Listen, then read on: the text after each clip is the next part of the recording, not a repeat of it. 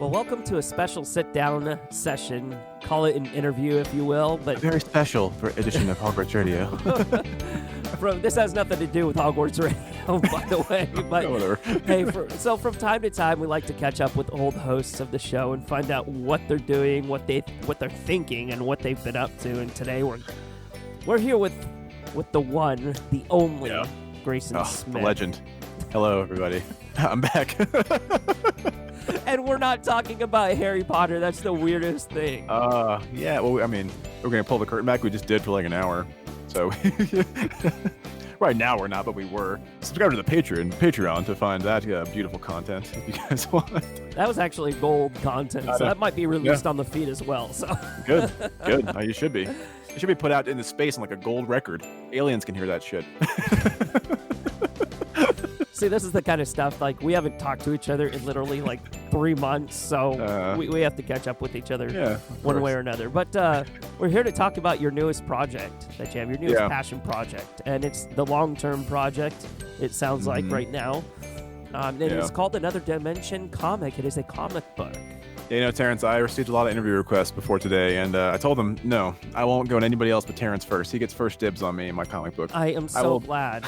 Thank you so much. Hey, you know what? I got a nasty call from James Corden earlier. Jesus, he was pissed. Well, I said some pretty nasty things, xenophobic things about British people, so I think that's what his issue was. So let me preface this interview by saying this is not going to be for the young ears, okay? So if you have young ears listening to this right now, turn away. I am going to mark this as explicit on our feed, so please listen to this interview at your own risk. Vehemently anti-British, so we got to throw them out of the country again. This is ridiculous. So let's go ahead and get into it. I mean, Greyson, a comic book. Why a comic book? What is that? I'll tell you, Terrence, I'll be honest on this one. The reason a comic book was because we first wrote this. I first wrote this back in 2014 or 15. I think 2014. We originally wrote it as a pilot, and I was about to move to LA at the time, and I was like, I'm gonna go to LA, and I'm gonna run into managers and agents all over the place, and I'm gonna show my script, and they're gonna, So I thought that was gonna happen. And it turned out that didn't happen when I got to LA. and then we decided we were going to try to animate it ourselves. And I can't draw. My friend didn't want to. It's a lot of work. So we didn't do that. And then we decided to not do anything with it for a while. And then we decided to make it to a puppet show. And then that didn't work either. And then I said, you know what? I want to do this thing. I'm tired of sitting on it. I'm going to do it in a medium that I love and a medium that I admire. And I'm going to do it in a way that I think is not the way I intended it, but I think it's going to be the best representation of it, on a screen. And that was a comic book form. And I love comic books, so that helped too. So whenever you were writing it, what was going through your mind? What was your inspiration for it? Should I say, let me say, because we never said this. Another Dimension is a comic book series. It's a comedy comic book series about a teenage Bigfoot, a teenage Loch Ness Monster, and a teenage Jackalope who all live in a small town in another dimension. I practiced that for a while, in case you couldn't tell. It's essentially about all their shenanigans. In the first issue, one of the Bigfoot character, his name is Roger, he joins a cult after he's looking for the meaning of life and can't find the answers in the religion that he was raised with. He tries to find the answers in the secular world and science, and he can't find that either. It makes no sense. And then he joins a cult, which is based around a weird lizard guy who heard two stoners talking about Kurt Cobain and Nirvana through an interdimensional portal in the middle of an enchanted forest, and he based a religion around it.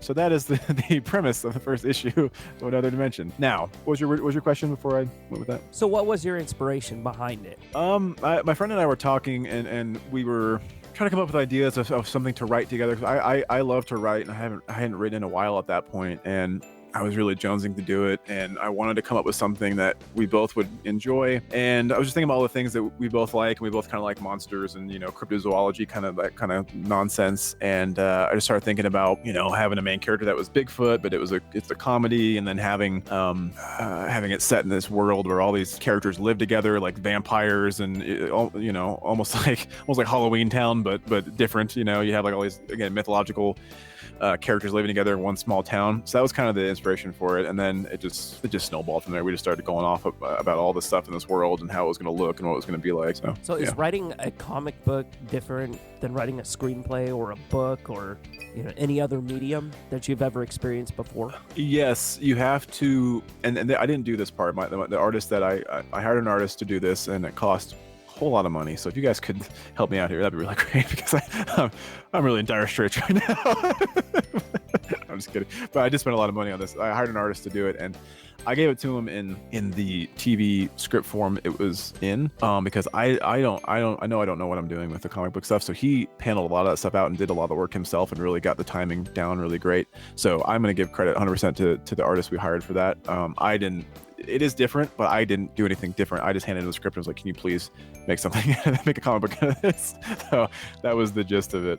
And he did a great job with it. But I get concerned even for future issues. I think I'm going to still probably do that format, because it's really hard to think about where each panel goes, and he understands that stuff visually more than I do. So yeah, it is different though. So what has been the most challenging aspect for you with this project? This is going to sound weird, but putting yourself out there in a really exposed and terrifying way, that has been the biggest challenge. Because are you referring to like the style of writing, like the topics that you kind of have and the themes? Yeah, but I think it's just you're exposing a side of yourself that people have not seen of yourself. It's like your innermost thoughts and the things that you do when you're alone and you're typing out on your computer like a maniac at like 2 a.m. That's the kind of stuff that was coming out onto the page and that is in there now. So I think a lot of people assume, not people who know me really well, but people who know me on a secondary level assume I'm really quiet and whatever, and I don't say much, and obviously that'd be true, but most people think that's true. So that's the scariest thing, is being like, this is my innermost thoughts, this is who I want to be, this is what I want to do, and look at it and judge it and hopefully like it. So that was the terrifying part, I would say. So the immediate vibe I get from this is almost like a Big Mouth meets Beavis and Butthead. Kind of interesting. I always say it's South Park meets Boy Meets World. That's how I describe it. There is nothing about Boy Meets World in this. I beg to differ. It is all about life lessons and about finding yourself. I would beg to differ on that. I think it is. And South Park, I think, is more the humor that it is, although it's less toilety than South Park. That's not just fair. I love South Park. And the reason I say South Park is because I'm from Colorado. I love animation, and so Matt Stone and Trey Parker from South Park are my heroes, so that's why I say South Park as a comp, and I think the humor is similar to that. And I mean, I've never seen Big Mouth. People keep telling me I don't like Big Mouth, but it seems like really explicit, like really like sex humor. I'm not really that much into that, so I don't know. I don't know what I like. People always say I'm gonna like things. I don't know if I like them or not, but Beavis and Butthead I do love. Although I don't know if I agree with Beavis and Butthead, but I do love Beavis and Butthead. So okay. I don't know if I see it though. I think Beavis and Butthead was more in the moment of the '90s. It was such a perfect show for that era, and I think this is more just it's not really generational, or it's not even about current events. I'm more interested in sounds so pretentious, but I'm more interested in universal truths and ideas and questions. I'm not as interested in like what's going on in America right now or whatever. That I'm actually actively trying to stay away from things like that. That's also part of why I made this whole world, is because in this world, there's no Kardashians, there's no Trump, there's no I can't do those easy jokes and those jokes that are heard all the time. I have to do things that are completely off the wall and weird and have nothing to do with our world, really. So it was fun. I like that part of it. Sounds like a lot of fun. So let's jump into the story just a little bit here. Roger is I guess the main character, and he's the teenage Bigfoot trying to figure out his way in life and what the almighty Jurg wants from him. Yeah, there's a religion in this world that is similar to other religions in our world, but it's called it's the Jurgian faith, and it's a faith based around this god Jurg, who essentially condemns people to this hell-like place where they'll be sodomized for all eternity, and they'll be forcibly sodomized, I should have added. And it's this really fire and brimstone, hellfire kind of religion that most of the town grows up with, and and understands to be true. And Roger's dad, George, who's also a Bigfoot, obviously, he's very much like, you need to believe this is what we grew up with, and you're going to do this. And Roger is like, this makes no sense whatsoever. It's so stupid. And no one else can see that. Most people are just like, oh, it makes sense, I guess, whatever. I don't really care. But he is more interested in what is actually going on. What is the actual truth going on? And so he thinks joining a cult is going to be the answer to his question. Yeah. So he ends up, first he tries science. Science doesn't work out for him very well.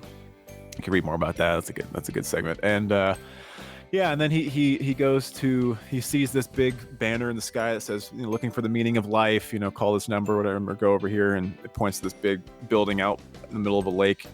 And he goes over there and meets this weird guy who's in a dungeon almost, and has a hood up, and it's very cult-like and very just, we have the secret answers that no one else has, join us and you'll know. And it turns out that this was what I thought you were going to say was the weird part, because this to me is really weird. But basically, like I said earlier, it's this guy.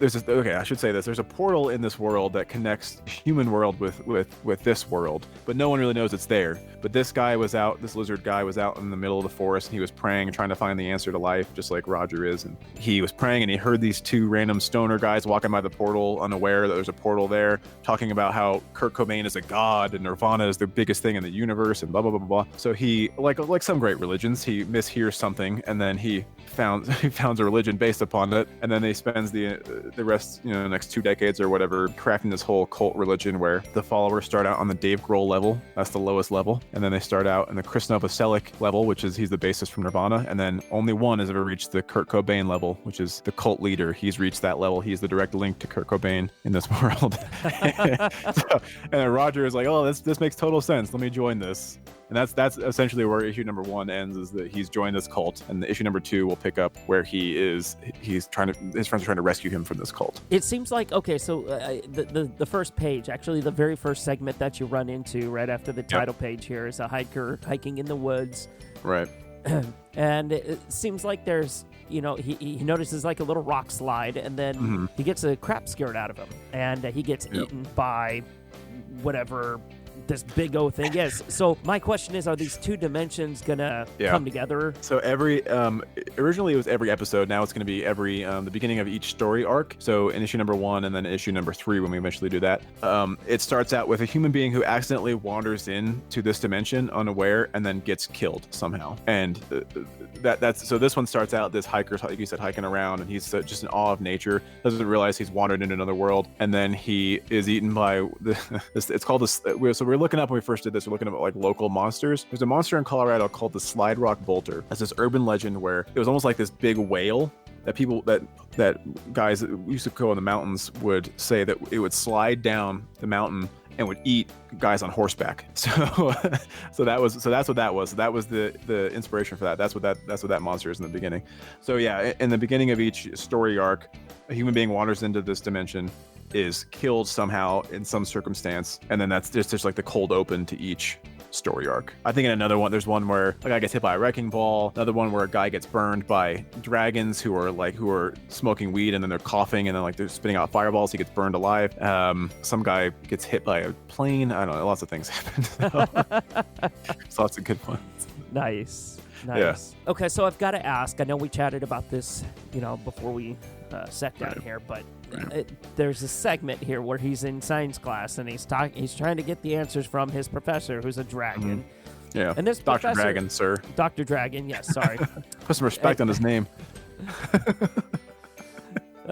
Like C. Uranus. That's brilliant writing right there. But anyway, that's the cult leader's name, by the way, is C. Uranus. Yeah. Let's continue. Yeah. So anyway, this guy, this Dr. Dragon character, is just daydreaming.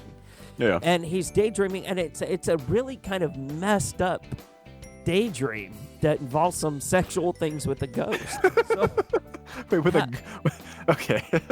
So walk me through that sequence and how you came up with that. Okay, so here's what happened. I wrote the first or second draft of this, and then I gave it a few weeks, and I went back, and I was reading through it again. I was like, this. At first, the idea was, okay, he talks to his professor. Professor just basically calls him an idiot and tells him to go read this book and whatever, and that's kind of how it ended. And then there's a classic rule in writing that's show, don't tell. I didn't really follow that, I guess, either. But I was just like, let's show something more interesting than what's happening in this conversation. So I decided, I was nodding off, so I'm like, let's have the teacher also be nodding off. So Dr. Dragon, who has a rabbit fetish that he won't tell anybody about, but he keeps bringing it up. He has this daydream where there's this enslaved bunny that is being held by a racist ghost. That's like a slaveholder ghost. It's very rednecky, and he comes in like with his leather outfit with all these muscles rippling when he's usually like this kind of dumpy dude, and he threatens the ghost and is telling him he's gonna. I don't want to spoil it. I don't want to spoil anything. Right, but basically, he comes in and shows the ghost, what's what, and teaches him a thing or two about mistreating a lady. So, gotcha. so that's probably my favorite. That's my favorite segment in the first issue. It's really funny. So as far as character development, are we gonna obviously we're gonna learn a lot more about Roger, but are there plans for any of the other members to kind of follow in his footsteps or go on their own spiritual journeys? It's not as much. Well, yeah, actually, yes. It's not, but it's not religious based. It's more, but spiritual journey is a good thing, like a hero's journey almost. Like, actually, I was talking about this the other day. The first issue and the second issue are very heavily focused around Roger. The next, almost all of them are not at all focused around Roger. So this is kind of unique in that sense. He plays a big role in all of them, but the next one is very, very heavily focused on Mel and Mel's journey, and Mel trying to gain the approval of his father in a very funny and crazy way. It's also about Sean and his relationship with his father. And then the next, Mel, by the way, I should say Mel is the Loch Ness Monster, Sean is the Jackalope.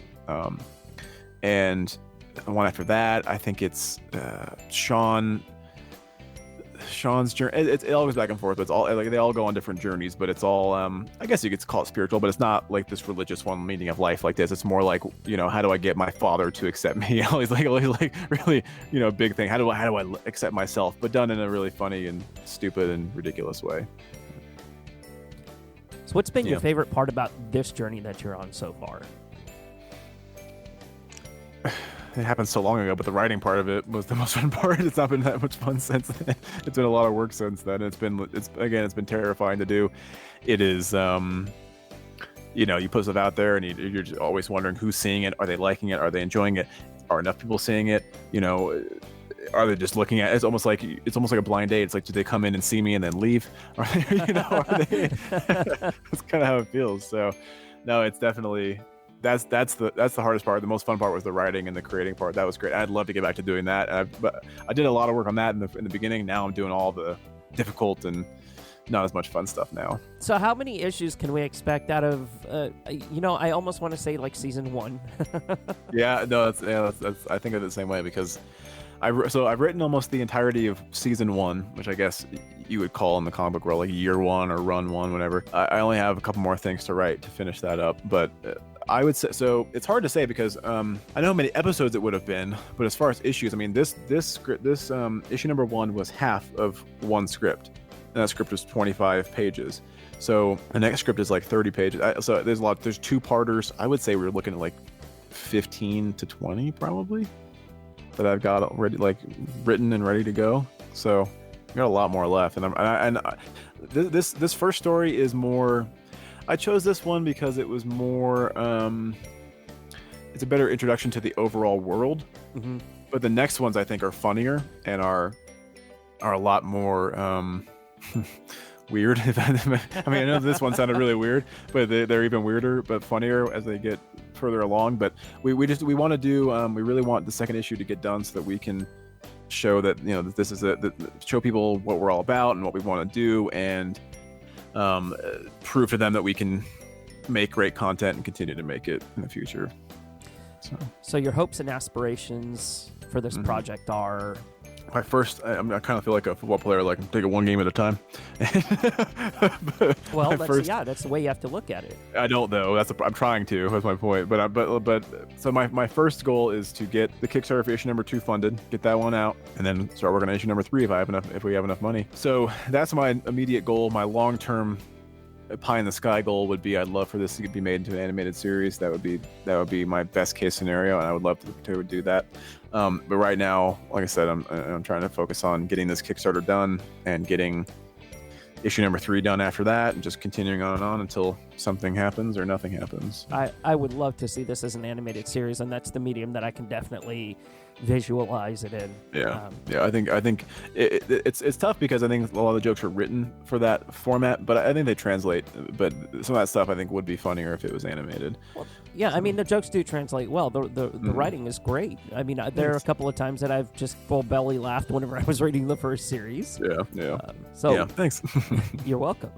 Yeah. So where can people find more about this project? So you can find more of our comic book on anotherdimensioncomic.com. You can read the full first issue completely for free.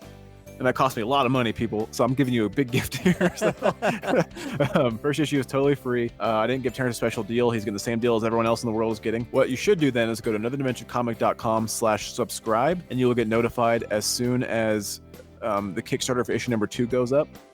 If you forget to do that, August 6th, we're doing a Kickstarter for issue number 2. We are starting out with a small goal just to prove that we can do it and just to get our name out there and just to kind of build the awareness. But it would be really awesome if you guys could not donate. It's not donation. You're getting something out of it. If you guys could support that Kickstarter, and if you could just check out, I put a lot of work into this. I have spent so many hours in Photoshop, people, trying to make this Kickstarter look really good. I bought a Mac to do Final Cut. I've done a lot of things. I've had to do a lot of stuff. So nice. So this is brought to you by Mac, by the way, Apple. Yeah, I'm on that right now. Anyways, so I mean, even just going to check out the Kickstarter on August 6th would be awesome. But if you could support it, that would be great too. The lowest tier, I mean, the lowest tier is $1, but to actually get just the PDF of the second issue, which is 32 pages, is only $5. And that's lower than a lot of the other Kickstarters on there. We're just trying to keep it low and keep it, I was gonna say kosher. That's not right. But I'm gonna just keep it cool and nice and low, and for all you people out there who don't have much money. But we have really high tiers. If you're a crazy person and you have $500 to spend, you can get the next issue dedicated to you. So if you have nothing else to do with your millions, go ahead and do that. Throw us more than that, actually. If you have $1 million, throw us a little more than $500. We can afford it. Fund the whole series, sure. Give us the $1,500 we're asking for. But the biggest things you can do right now: go to anotherdimensioncomic.com, read the first issue, then go to anotherdimensioncomic.com/subscribe, and you can get added to our email list, and we'll send an email blast out as soon as our Kickstarter goes up, and then support our Kickstarter and help make my dreams come true, guys.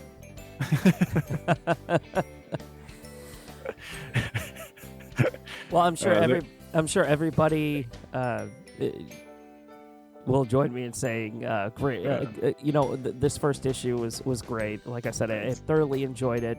Congratulations on it, by the way. Thanks. I feel like trying to explain it sounds like a crazy person trying to explain their mind. Like I don't know. I just feel like it's horribly explained. But like I said, Terrence, you're the first interview I did, and the studio of Hogwarts Radio looks a lot different than it used to, but it's still beautiful. I mean, a lot of things have changed. I remember when you used to have the fake plant over there, not over there. But I love what you've done with the place. I think it looks great. You've really done a great job keeping this place up. And Well, thank you. Hogwarts Radio Studio will always be here to welcome you home. It's a lot more cavernous than I remember. It's a lot. It's a lot more. It's like an old Gothic church. I don't know how I feel about it. But yeah, we've expanded. I'm not sure the Dobby stained glass is a good idea, but yeah, I had to fight tooth and nail for that one. He has the dagger in his heart, and that's pretty violent for kids. I don't know. Well, Greyson, thanks a lot for making time for us this evening, and once again, congratulations, and everybody go check out anotherdimensioncomic.com.